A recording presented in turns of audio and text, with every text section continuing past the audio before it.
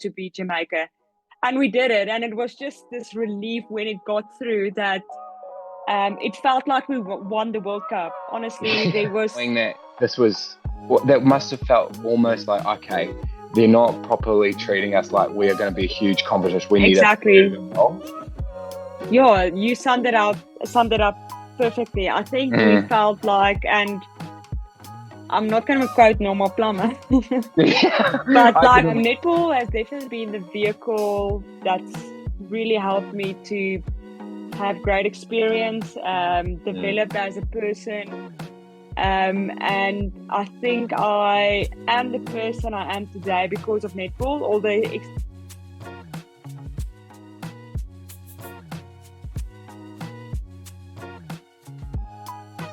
well, kia ora netball skip whānau, and welcome back to the Sporting Skip. My name is Toby, and in today's guest, is someone I'm very excited to talk to. She's a two-time Suncourt Super Netball winner. She's a 2019 World Cup player of the tournament and is a South African international centurion. So please welcome Karla Pretorius. Karla, how are we doing? Hello, good. I'm doing well. Thank you for this opportunity. It's been a while since I've been in an interview, so it's good to be back on one. Yeah, thank you so much for coming on. As I said, what an honor to have you here. And I was really excited to bring you on because there's obviously a lot of reasons with your playing career and a lot of highlights, but I think you're a great representative of that kind of growth and talent acceleration program that not only South Africa has gone through, but African netball as a whole has gone through. So I'm excited to also talk about your career highlights, but then in regards to those kinds of themes of African netball, etc. So I'd love to start at your beginning. So you were born in East London, South Africa. What was it like growing up in South Africa and in a place like East London, which isn't as familiar to me and probably a lot of people watching? Yeah, to be honest, I don't really remember my time in East London. I was about 2 years old when we relocated to Pretoria. Yeah. So that's obviously where I grew up, in Centurion, Pretoria. A very great upbringing, supportive family, great neighborhood where we lived in. So yeah, very fond memories of living in Pretoria.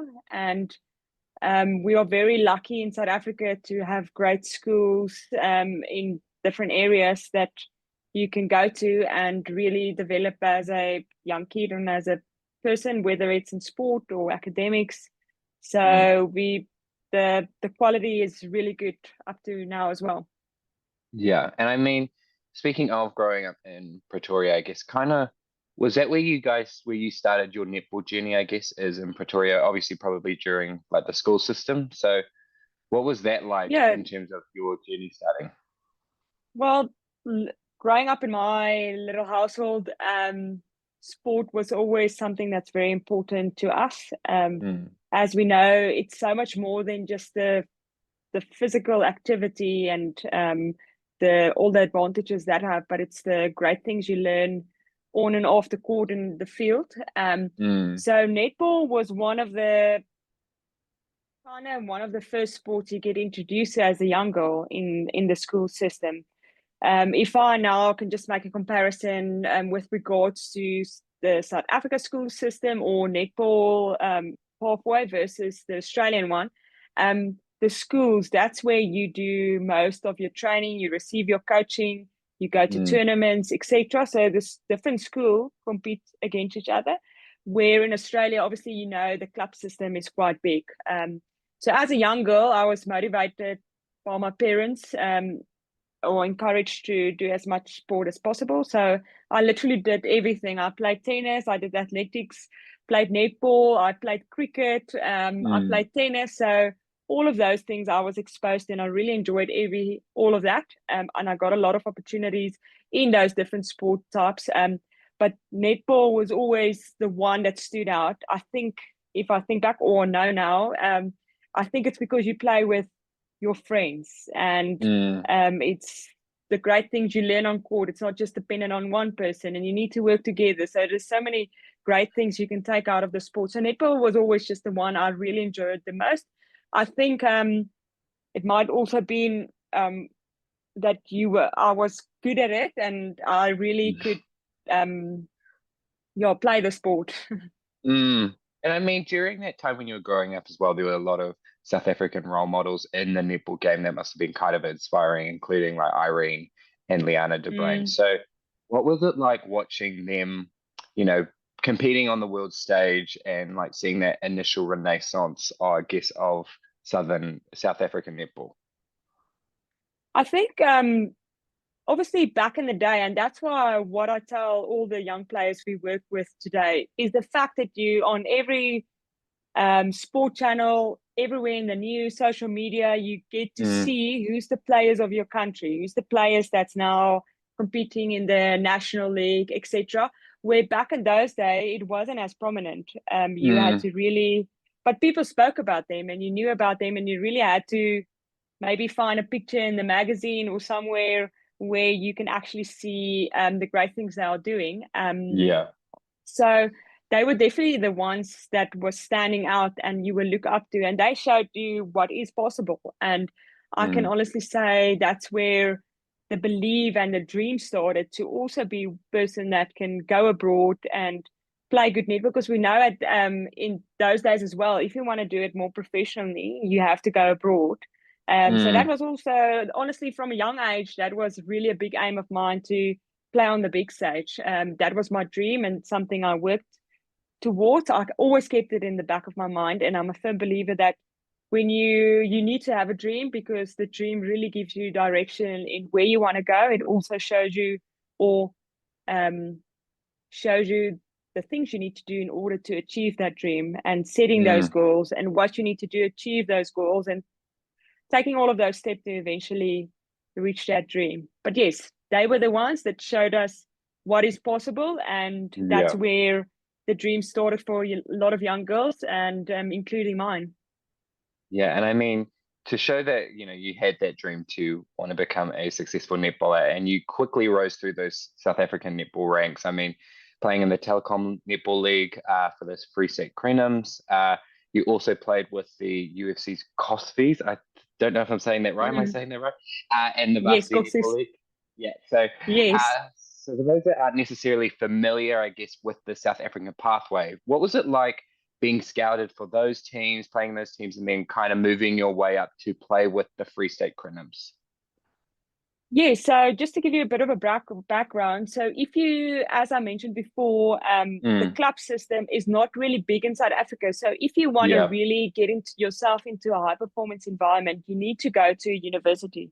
So Yeah. UFS is the University of the Free State. So that's where, so I moved from Pretoria, came to Bloemfontein. It's about a 450 kilometers apart. So Mm, I relocated to Bloemfontein. That's where I studied and where I got my first taste of a high performance environment, and got quality coaching from Tanny Berta de Kok, and early in those early days from the Red Bordenors, the Free State team, so which is the provincial team.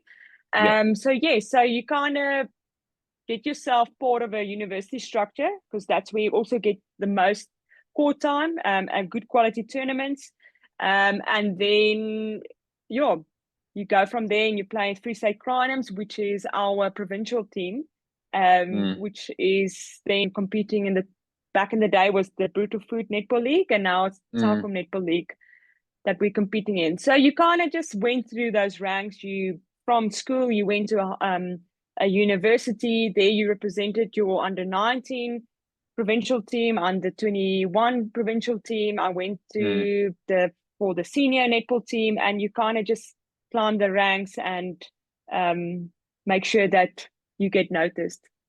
Yeah, and I mean, it was the experience in this pathway where obviously you got scouted at when you ended up representing South Africa at the 2015 Netball Cup. Mm. The former coach of both Team Bath and England Netball, Anna Stembridge or Anna Mays at the time, would have been the one scouting you at this tournament. So, what was it like when you got that phone call, obviously, or that email being like, hey, we'd love you to play with Team Bath, and being able to kind of decide whether going over to England was something that you wanted to do. Yeah, I think so. back in 2015, when Norma Plummer came on board to be our coach, I think that really opened a lot of doors for us South Africans, because obviously she's such a prominent person in the netball scene. So people knew her and she knew people. So she kind of obviously worked with us and got to understand who we are as players and what we can offer. So I think she played a big role in really motivating, being almost creating that opportunity for us. So when I got that call for Anna, I was like, that's a no-brainer. I'm going to do it, because this is what I've been working for. I didn't even think twice. I knew this is what I want to do. This is what I've been working for my whole life. I got this opportunity and I was so excited to take up this opportunity. So obviously there's a lot of things that you need to kind of consider, because obviously I was studying now. I was a registered dietitian. You need to put that on hold. You obviously, that time, me and my now husband, we got together just then, and you need to obviously sacrifice a lot of things in order to make this dream a reality. But at the end of the day, your dream, it's not just going to be easy. There's a lot of sacrifices that needs to be made. And what are you willing to give up or willing to go through in order to reach this dream? But yeah, great opportunity, and I loved my time there in both. Yeah, and I mean, but did that make it kind of easier, I guess, also having someone like Lenny's Pokita already in the team, having that South African connection? Yeah, definitely. Somebody that you can obviously resonate with, and you can talk your own language, make your own food. So it does, it did help, but obviously I think I am a person that's really open for new things. So wanting to not just hang with my fellow South African, but making sure I put myself out there to really get to know my teammates and really form that relationship and really having that full experience. Yeah. And I mean, to think that you're a part of a team like Team Bath that had obviously Lanice, but also Ebony Osoro Brown, who captained the side. What was it like working with Ebony in the circle at such a pivotal time of your career? I think it counted so much for me, the fact that I can play with such a classy and quality player, because she operates at a standard, and immediately she's not going to lower her standard. She makes sure that you understand what is the standard and what I need to do in order to reach that standard. So it's like almost standing, I imagine it as standing like on a crate and pulling somebody up. And that's exactly what she did. So really helping me to further develop and take my game to that next level. Yeah, and I mean, it was that experience working with, Ebony and at Team Bath that caught the eyes of the Australian League at the time, which was Suncorp Super Netball. So what made you, when Nolene Taurua and the Sunny Coast Lightning gave you that call, what was it, what made that decision pretty easy to go, yep, I want to do that, rather than staying, I guess, in the UK League? I think obviously everybody knew that, or any athlete, you want to continuously improving yourself and make sure you work yourself up into the more professional leagues. And we knew, I remember it was 2016, about the middle of the year, everybody knew about this new league coming up in Australia.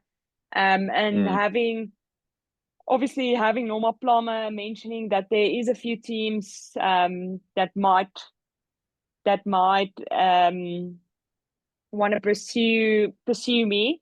But funny enough, none of them were then interested in having me. There was two teams, and the coaches even came to training and having a look at what I can do, and they just said, no, it's not gonna, they're not gonna continue with this, which was fine. And then out of the blue, Nolene called. I still clearly remembered, I sat in, it was the Crown Hotel in Melbourne. I was sitting in the corridor and was talking to Nolene. She was trying to convince me about Sunshine Coast and what they are doing, this new startup club. But I was like, the moment I got that phone call, I was like, you had me. Like, this is also, I wanted to be part of this Suncorp Super League, and then getting the call from her, she was telling me who is possibly going to be a part, and I was just like, this is a golden opportunity. And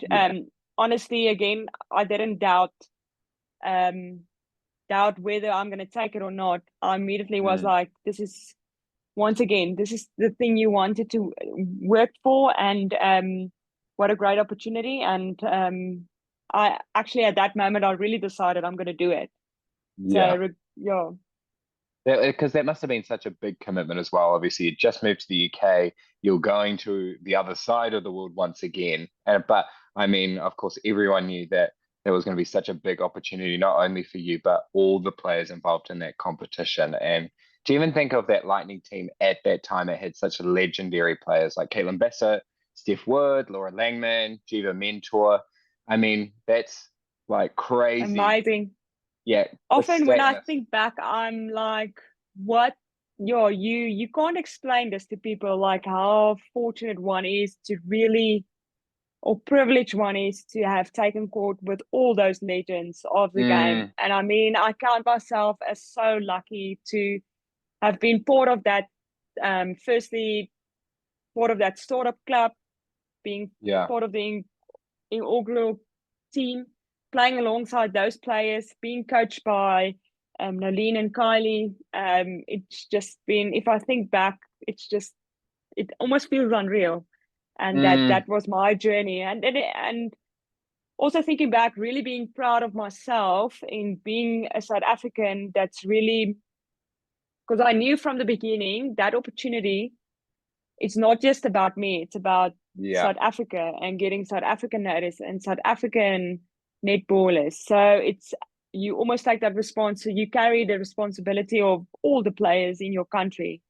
So yeah, no brainer that I should take that opportunity. So great. And I mean, with the Lightning team as well, there was such diversity, I guess, in that defensive end that you were a part of. Like there was, Jiva Mentor, legend of the game, but you also had Edina Makaidi bringing that New Zealand flair to what you guys were kind of doing. Yes. So, what do you think, I guess, made you three as a trio kind of stand out in that Suncorp Super Netball League that was quite at that time very dominated by Australian defenders? I think because we were so different. I mean, if you look at me and Irina was the space, the aerial. She had the height, she had the agility. I think she really brought that to the group, where I played more the tagging, man-to-man defense, on ground type of work. So we had so much different to offer, which is great for whoever you come up against. So it's good to have different options for whatever is being given to you by the opposition. And I mean, to even think of like how those 2 years that you guys had, the 2017 and 2018 years, to think that new team being chucked together basically, and it's like pure specialness off the bat, like winning 2 championships. And what did you think that at that time made you guys as a collective, 10 players and Nolene all working together for the very first time, be able to kind of dominate immediately once you guys were together? I think from the very beginning, they were very firm and very specific on the culture we tried to create. And everybody, not just the players, but all staff members, support staff, on and off the court, work together to really create this culture within this club that's going to be the thing that's going to give us direction. And everything we did was according to that, to those values, to that culture.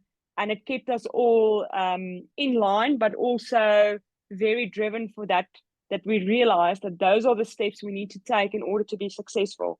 So I think everybody worked together to create it. Firstly, the culture was very strong, and it really gave us clear direction.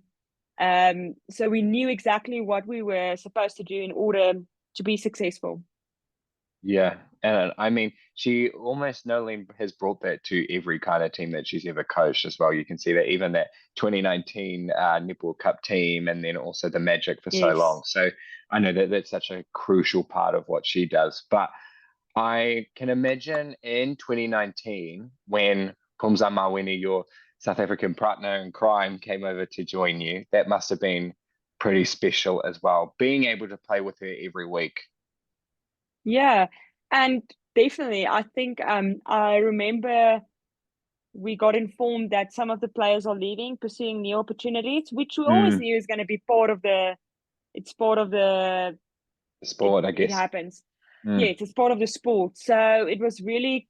I think it was really crucial to make sure that we replace somebody like Jiva, which is very difficult, with mm, also another quality player. And I remember it took a long time to really find somebody. And there was one stage where we were not sure that whether we're going to have somebody strong. yeah. And I think it was also a quad series or something happening. And we suggested, can't we look at Pumza? And obviously, Norma Plummer was also involved. So she encouraged it also a lot. So, Mm, and then they had it, they spoke to Pumza.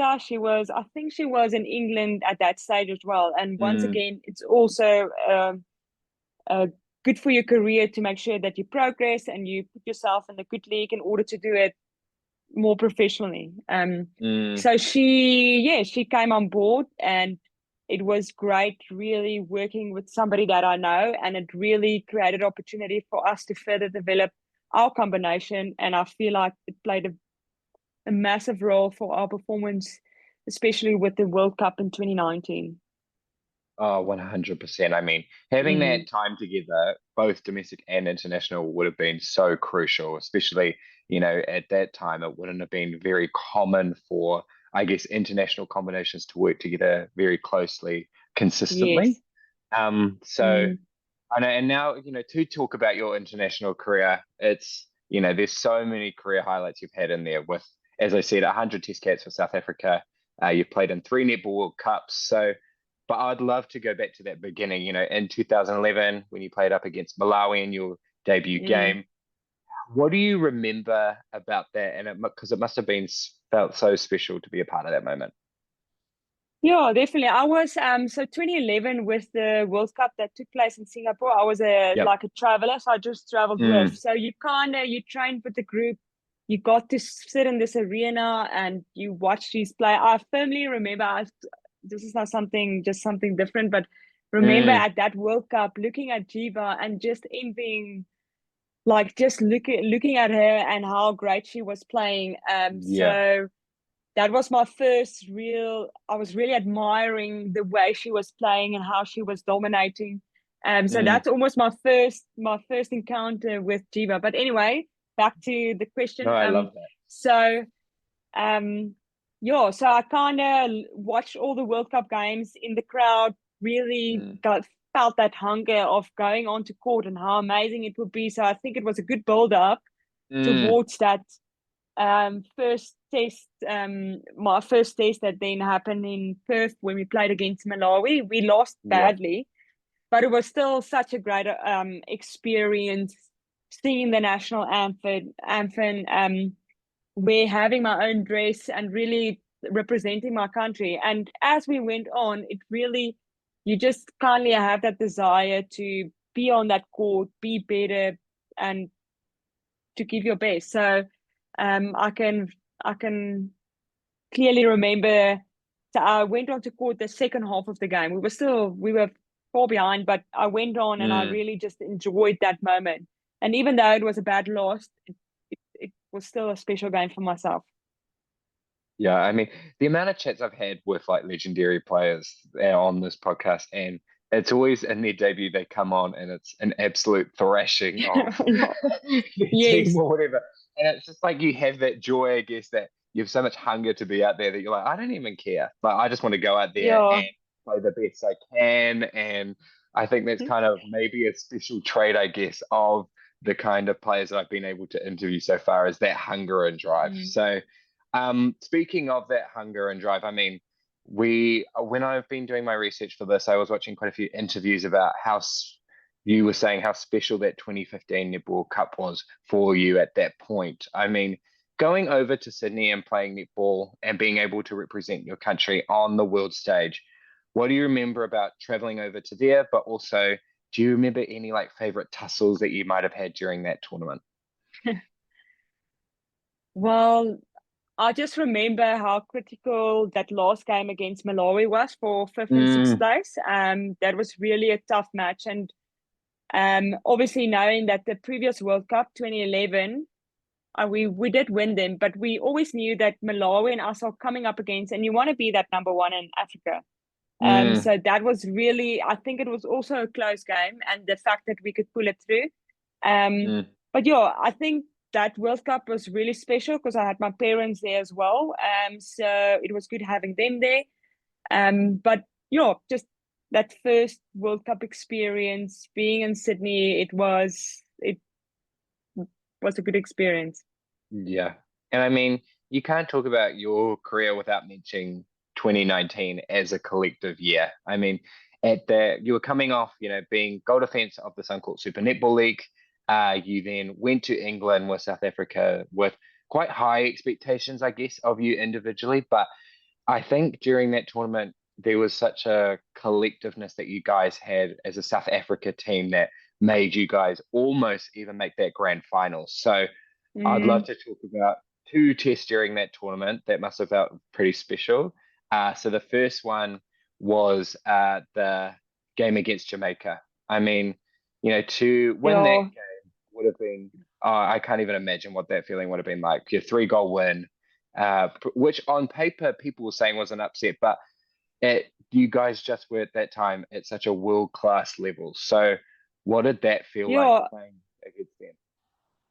I think if you look back at that specific moment, you kind of that tip of the iceberg where Mm, when you look back the past 4 years where Norma just came in and really also demanded the standard and this is how we operate and a lot of mm, international games. Um, Clearly knowing that when we play Jamaica, we need to win that match in order to make mm, ourselves top of all. So all our preparations, so it wasn't just like rocking up at World Cup. Okay, we're playing Jamaica. All our yeah. preparation went into this is the game we need to win in order to go to semi-final.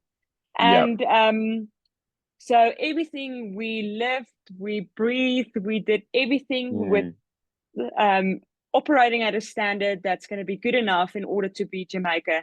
And we did it. And it was just this relief when it got through that it felt like we won the World Cup. Honestly, there yeah. was such a good vibe, and we were ready to give more. And I mean, it showed against Mm, the Australians when we played them in the semi-final. But mm, yeah, it's just so nice when hard work pays off, and also the yeah. strategies you put in place.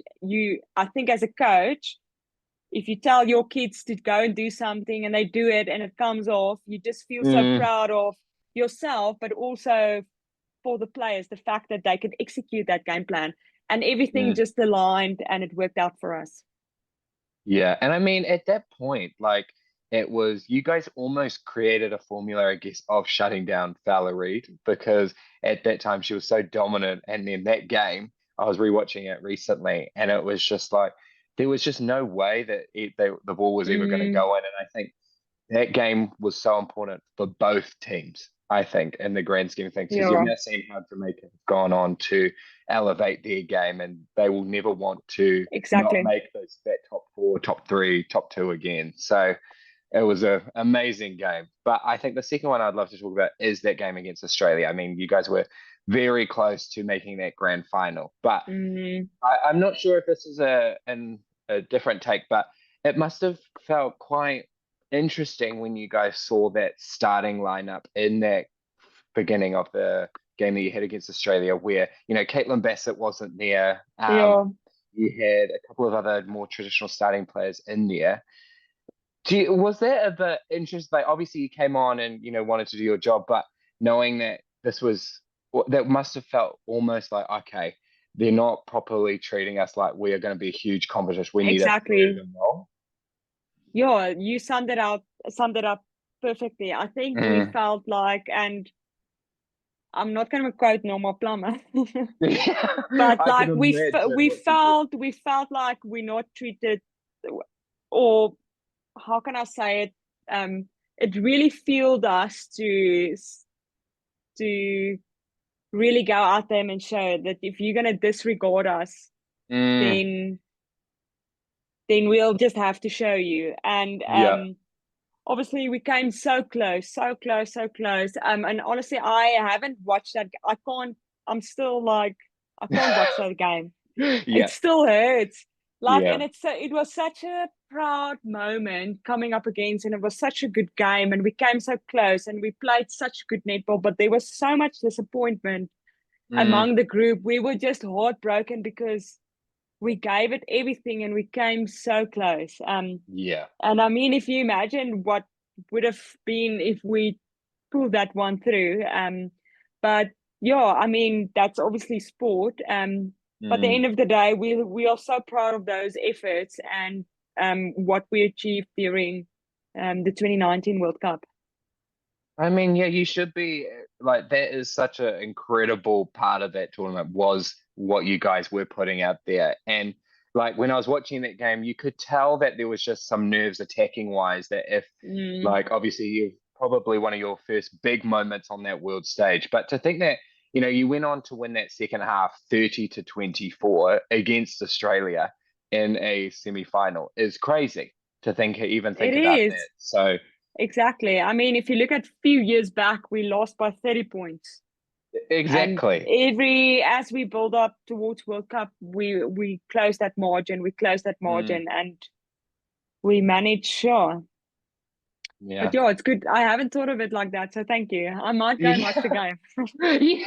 Oh no, definitely. Like, I don't think you'd be disappointed at all if based on what you guys were putting out there. So, but I mean, that tournament for South African netball as a whole was just such a major breaking point and breakthrough for you guys, and proving that, you know, teams outside that traditional four of New Zealand, Australia, England, Jamaica, there is that other team that can come through and be like, we can defeat all of you guys. And I think even to think of like now teams like Uganda and Malawi being able to also contest as well. What do you kind of feel like? Obviously, the African nations have a lot less resources to work with and stuff, but there's just so much talent over in Africa, eh? Definitely. I mean, if you look at all the African countries, it's really forces that you can reckon with.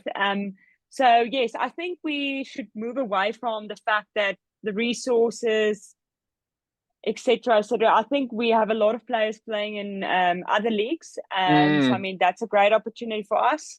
We also need to start developing our own league within South Africa that is professional and creating that opportunity for our own players. And that's what they're working towards. And every year it's getting better and better, but it's going to take time. But yes, I think the world wants more competitive netball teams. So we do have that responsibility as African countries to further make sure that we do reach that. And I think we have shown over the past few years that we can compete with the top countries. Yeah.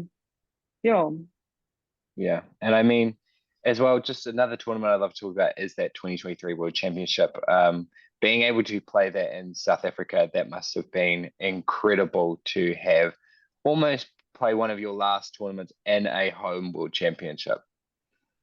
Yeah, no, it was very special, especially playing my 100th test match in front of my family and friends. And having my husband there, my daughter, my mom and my dad, my sister, all the South African supporters, it was extremely special. And I mean, wasn't my best tournament, but I think at the end of the day, you learn to really be kind to yourself. But it was still a good performance by the team, but we didn't quite get to that standard we wanted in the 2019 World Cup. Yeah. I mean, that is the beauty of sport, though, is that you guys do go up, down, and you will figure out ways to move your way back up. And I mean, even with, you know, you might have been disappointed in not getting that fifth spot or in that tournament, but you did have some incredible games in there and very closely contested games, including that famous draw against the Silver Ferns. Yes. you could just see that the South African netball community that were around loved that game. Love that. It Yeah. almost inspired them to, really keep following the South African netball game, despite, having so many tussles with the Ferns and England in the past. Yeah, there was a lot of ebbs and flows in that tournament, but I mean, it's Mm, still, you count yourself lucky to, so especially for myself, being able to, after having Karla, um, making a comeback, world, making the World Cup team, playing in my own country. So there's so many positives you can take out of that. But mm, that's just probably how you are as an athlete. You are being very critical on yourself. But mm. yes, there was a lot of good things we could take out of it. And then obviously, I think obviously that last game against Uganda really overshadowed the the the the good stuff that happened in that tournament. So it's about Yeah, just reminding yourself of revisiting that good draw against New Zealand and the game we did win against Uganda. All of those things, yeah. um, you need to just remind yourself and focus on those things. Yes, but we were very disappointed with that loss against Uganda. Yeah, I mean, there is, well, as we said before, as an athlete, I know, like, I've talked to so many people, they remember, I guess, the bad feelings of what had happened at a tournament or something like that. And it's Yeah. almost like uh this kind, like, what I've loved about this platform is being a fan of what you guys are doing and trying to be like bringing the good parts of that tournament, or Yes. talking like that, and it almost Remind like, us. yeah, like Yeah. reminding you guys that, despite, the ebbs and flows that happen and you might go significantly down for some reason, there is always that good element that happens as, Mm. watching as a fan. So, I mean, don't look too hard on that tournament as a whole, but I guess No, I feel that's better now. I feel better now. So yeah. no. Good. And I mean, as I mentioned Yeah. before, the African netball game has accelerated to new heights. And even with, as we said, Uganda getting fifth place at the World Championship, Malawi getting seventh, but then also, as I saw in the world rankings, Zambia and Namibia also are now a part of that top 20. So Yeah. with your team also building and then continue to improve your game, it is very likely that an African nation very soon will be a part of a Mm. grand final or win a world championship. So is it kind of cool knowing that with your playing career being near the other end of your playing career, is it cool that you've kind of known that, okay, African netball is in such a good spot in comparison to potentially when you started? Yeah, I think um the way we kind of now with our new coaches on board with Zanele and Mm, Jenny van Dijk, that's our aim. We want to get to podium. That's what we want to do. So it's really mm, finding also the processes you have to follow to make sure that we execute the plan quite well, and not leave room for any error so that we can make sure that we get onto that podium. So that is our goal. That's where we wanna get to, So everything we also do is by keeping that in mind. And that's what I really mm, enjoy about having them now as the new national coaches, is how they really set the standard as well. And something that I've experienced, especially when I worked under Knowles, um, mm, that it's very similar, and how they set this, or we know where we want to go to. You set mm. the steps out to get there, and it's about how do you execute it. So I do think we are heading into that right direction. So yes, I think we have great players in our country, and especially the younger ones coming through. I mean, when you think about that time, or 2016, when I went to Sunshine Coast Lightning, I was probably the only one, in the years after a few players followed as well.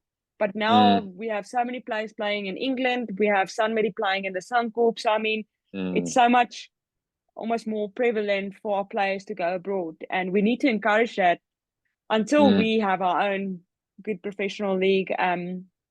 So yeah, everything we do, you need to do with purpose, and you need to do with knowing where you want to head to, and we want to make sure that we, as a Protea team representing all the netballers in South Africa, we want to get onto that podium. Yeah, exactly. And I mean, you guys will definitely be on track to get there, hopefully in the near future. But I would also love to quickly just bring up, as in the last couple of years, you've moved back to South Africa to play your netball, and also you are now a assistant coach of the Free State Crinims. So, kind of what has that experience like going from player to then now being that assistant coach role? Yeah, I it was good when I came back to South Africa. Still continued kind of weaving the life of netball over Mm, to the life after netball, and I've always been very passionate about coaching. So it's something I really enjoy doing. So I work at a high school, so that's where I do coaching as well, running the whole mm, netball program. And the great thing is, like, you're not necessarily high performance, but you base a lot of those things on high performance principles, and you're trying mm, to incorporate that in your school. And I mean, I feel like, well, I know I have the responsibility to, I'm working with future South African netballers that's going to play yeah. nationally, internationally. So I take it very seriously. And then on a more senior level, working next to Marta, who is the head coach of the Fast Five Hmm. South African team. So she's the head coach. I'm the assistant coach. So working under her is I see her as a great mentor and somebody that's helping me. So then working with the more senior in the more senior environment in the national league is really something different again. But I Mm. really enjoy those different roles, and um, yeah, I can see myself coaching for still a long time. Yeah, and who knows, we might see you as a South African national coach. Who knows? We'll put that into the universe. But yeah, I've got two final questions for you. One's kind of like a competitive one, and one's a more of a, some people take it philosophically and others take it very literally. So you take it as you want. But I'll start at that competitive one. I mean, you've had some amazing tussles over the years with so many legendary players. Kind of, who was your hardest opponent to go up against and why? I think if I think of three, Emia, Yeah. I can't You can't pick one, that's tell fine. one. Yeah, but I mean, Gretel Tippett was always Poeta now. She has Mm. always been a really tough opponent. I think honestly, I haven't had any good game against her. So I think, Whatever. yeah, no, but honestly, it was really tough coming up against her. Just the fact that she's so unorthodox, and then the other two is definitely Stephanie Wood um, and Helen Houseby. I mean, Mm. it's always a good contest when we come up against each other, but just they're such fierce competitors, and it always brings the best out of you as well. So I really enjoyed coming up against those players. They really made my life hard, but it Mm. forced me to really go out there and do the work and make sure you prepare well in order to counter them. So they made me a better player. Yeah, awesome. I mean, they're all legendary players, so that makes sense. And secondly, just for my last question for today, I mean, we've talked a lot about your playing career, and we've just briefly mentioned about your assistant coach role. So, kind of after this discussion, I'd like to be a little bit more reflective on my last question. So, what does netball mean to you as a individual? Netball has definitely been the vehicle that's really helped me to have great experience, Mm. develop as a person. And I think I am the person I am today because of netball, all the experiences that comes with it on and off the court. It really, as I said, developed me as a person and gave me a lot of experiences that I will and created memories that I will cherish forever. Awesome. Well, so thank you so much for coming on, Carl. I mean, this was amazing to learn a bit about the African pathway, but also to kind of reflect on those key career highlights that you had. And, obviously, as you said previously, that you have been a little bit hard on yourself. So definitely look on those moments as, massive career highlights for sure. So Yeah, thank you so much for definitely. coming on. Thank you so much.